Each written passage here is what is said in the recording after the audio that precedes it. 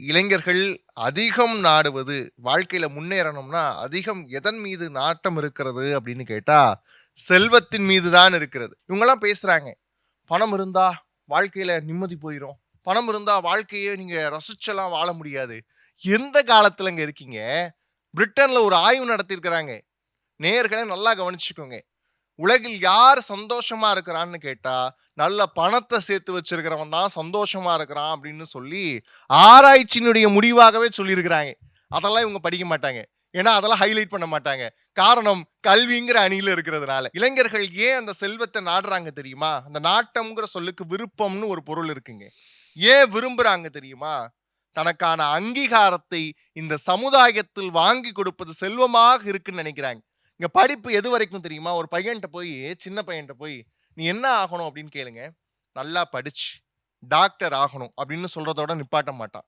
நல்லா படிச்சு, டாக்டர் ஆகி, நல்லா சம்பாரிச்சு, வீடு கட்டணும், நிலம் வாங்கணும், கார் வாங்கணும். இந்த இடத்துல படிப்புங்கிறது முதல் புள்ளியாக மட்டும் தான் இருக்கு. அதுக்கப்புறம் வரக்கூடிய தொடக்க புள்ளிகள் எல்லாம் செல்வத்தை சார்ந்து தான் இருக்கும். யோசிச்சு பாருங்க. முன்ன மாதிரிலாம் கிடையாது. 8 மணி நேரம் ஒர்க் பண்ணணும்லாம் அவசியம் கிடையாது. நான் ஃப்ரீலான்சரா இருந்தா போதும், நல்லா சம்பாதிக்கலாம். இந்த டைம் பவுண்டுக்குலாம் நான் சிக்கணும்னு அவசியம் இல்லை. இவங்க கல்வி என்பது வேலை வாய்ப்பு இதெல்லாம் பொறுத்துறாங்கல்ல. ஸ்கில் இருந்தா போதும், நல்லா சம்பாதிக்கலாங்கிற விஷயத்துல இன்னைக்கு இளைஞர்கள் ரொம்ப அழகா அடுத்தடுத்த கட்டத்தை நோக்கி நகர்ந்து போய்க்கிட்டே இருக்கிறாங்க. அது அவங்களுக்கு யாருக்குமே புரியல.